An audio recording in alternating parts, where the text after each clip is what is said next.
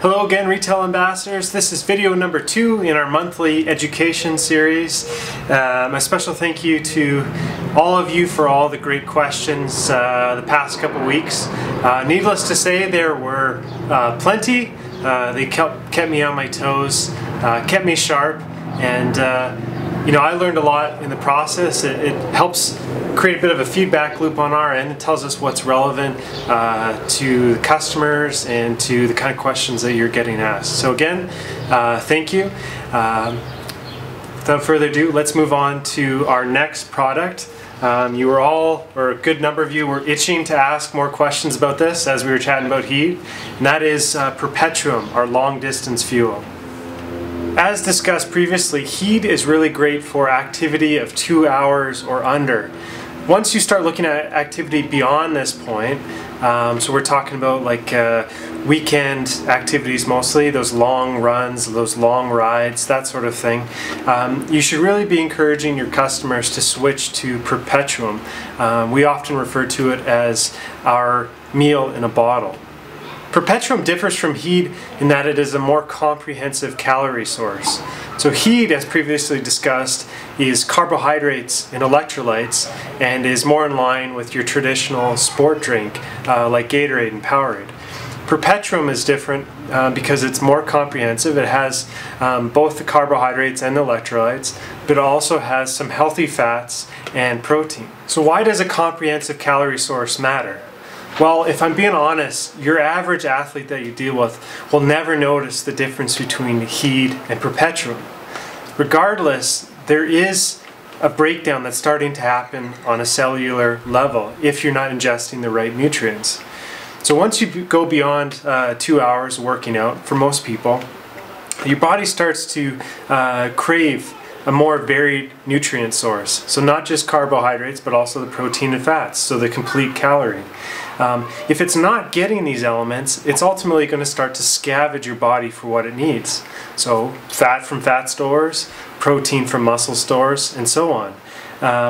Now your body is well equipped to deal with this kind of survival instinct, so to speak. But we're not trying to survive here, we're trying to thrive. Another crucial difference to note between heat and Perpetuem is that one serving of heat has about 100 calories in it, whereas one serving of Perpetuem, so 2 scoops of Perpetuem, has 270 calories. So that's quite a bit more fuel coming in. The thought process there is that your shorter events are usually at a higher intensity, and at a higher intensity, as I alluded to in some of the answers to your questions, it's more difficult to digest more calories, and especially anything beyond carbohydrates. So protein and fats are harder to digest. That said, when we start working out in the 3 hour and beyond range, so you're getting into those long weekend efforts or ultra distance racing, marathons, that sort of thing, our intensity no doubt has to come down just to complete these events. You know, the effort that you put in for an hour or 2 hours is no way sustainable for 3 hours and beyond. So our intensity level comes down and our capacity to digest more calories goes up. I'll take a step back from the sport nutrition side of things for a second to tell you about the flavors and options that you can provide to your customers. We have a 12 single serving pack. The single servings come something like this, and like a lot of our products, I always think of this as the sample size. Once you find a flavor that you like, it's always going to be more economical to your customer to buy a larger jug. So as far as the larger jugs go, we have a 16 serving size and a 32 serving size. The flavors for each of those, we have orange vanilla, which is this guy here, and this is kind of the original tried and true, probably most popular flavor. So this is the first one that I'd probably order at your store if you're new to Perpetuem. Orange vanilla, strawberry vanilla, there's cafe latte, which also has 25 milligrams of caffeine per serving. Now, I quite often get asked, you know, how caffeine plays into the mix. We have caffeine in some of our gel products also. Caffeine at 25 milligrams is pretty minuscule. It's not even, I believe, the equivalent of a cup of coffee. That said, as I've learned from many of my talks, and I'm sure you'll encounter also, there are customers out there that have sensitivities to caffeine, and even at 25 milligrams, that could be quite the jolt. I'll throw out a couple of other products that would be good jump-off points for some of your questions, your follow-up questions. Those would be, what are Perpetuem solids? What is sustained energy? And how does that compare to our Perpetuem product? And also, who of your customers would want our unflavored Perpetuem? And there is a reason to want to have an unflavored product. In our latest monthly product spotlight video, so different from this video in that it's the video that we create for our online customers, which I encourage you to send your customers to check out. My fiance and I demonstrated how you mix a multi-hour bottle of Perpetuem. And let me tell you, there is a bit of an art form to it, because if what you try to do is mix a bunch of scoops in right away with a little bit of water, it's only going to clump together, it's not going to mix properly.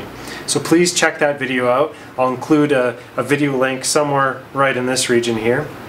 So the next obvious question is, what is a multi-hour bottle? You'll notice that on the back of the Perpetuem label, they talk about the 1 hour bottle, the multi-hour bottle, and how to create a gel or a paste. The benefit of Perpetuem, and there are very few companies out here that are really catering to the long distance fuel, is that you can pack a ton of calories into one bottle. And I would say your target demographic, at least in my experience, granted there are other athletes that will benefit from this, but your target demographic is going to be the long course triathletes.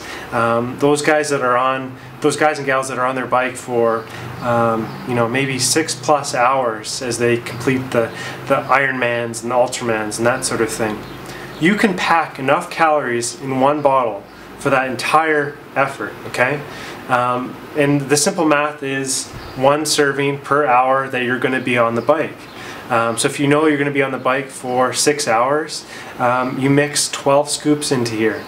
Now, mixing 12 scoops is very difficult to do without a blender, and this requires some practice. But 6 hours could fit into this bottle. All the calories you need. When you get beyond 1 serving, maybe 2 servings, you're flirting the line there, but say 2 servings of Perpetuem in a bottle, I would say that you've definitely progressed to the meal in a bottle form versus a meal / water bottle.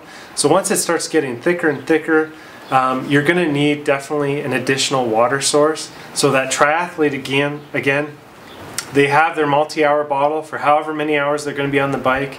They're going to have an additional bottle that's their water bottle, and that's what they're going to be swapping out at the aid stations. And let me tell you, this strategy works out perfectly. I did it for Ironman Mont Tremblant a couple of years ago, and especially for the competitive triathlete, this is going to save the time of stopping to grab calories at the aid stations. All they need to do is put their hand out, get the water bottle, put it on, and sip from the bottle, usually every 15 minutes, sipping or drinking something.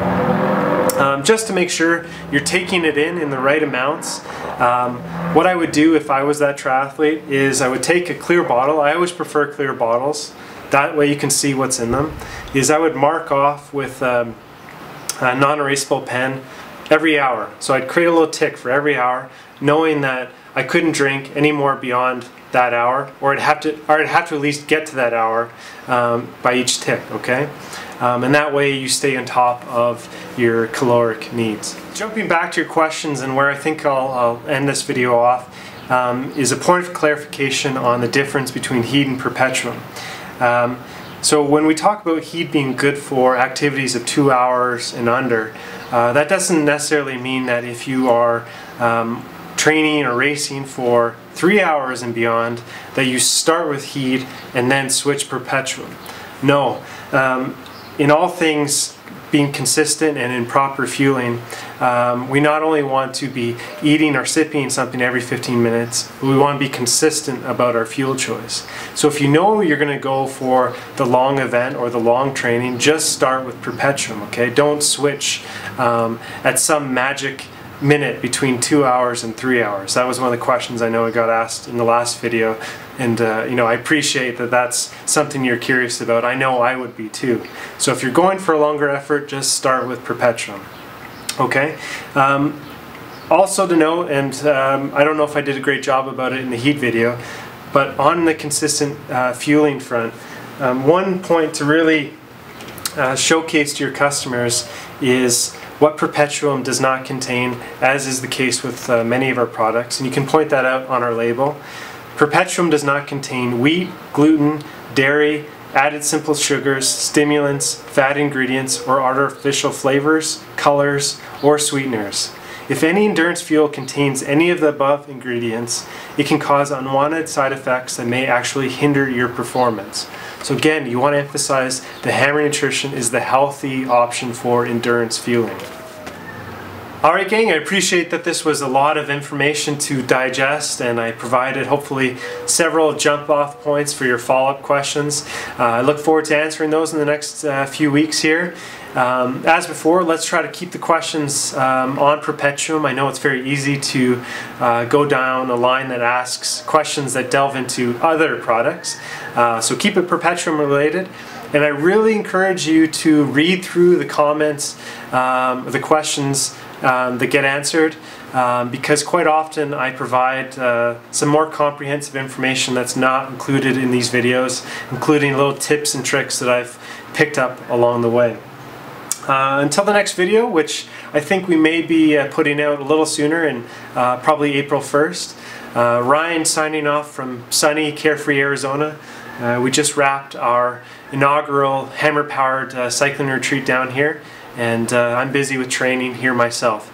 So until then, good luck. Hope you're all surviving the snow, and hammer on.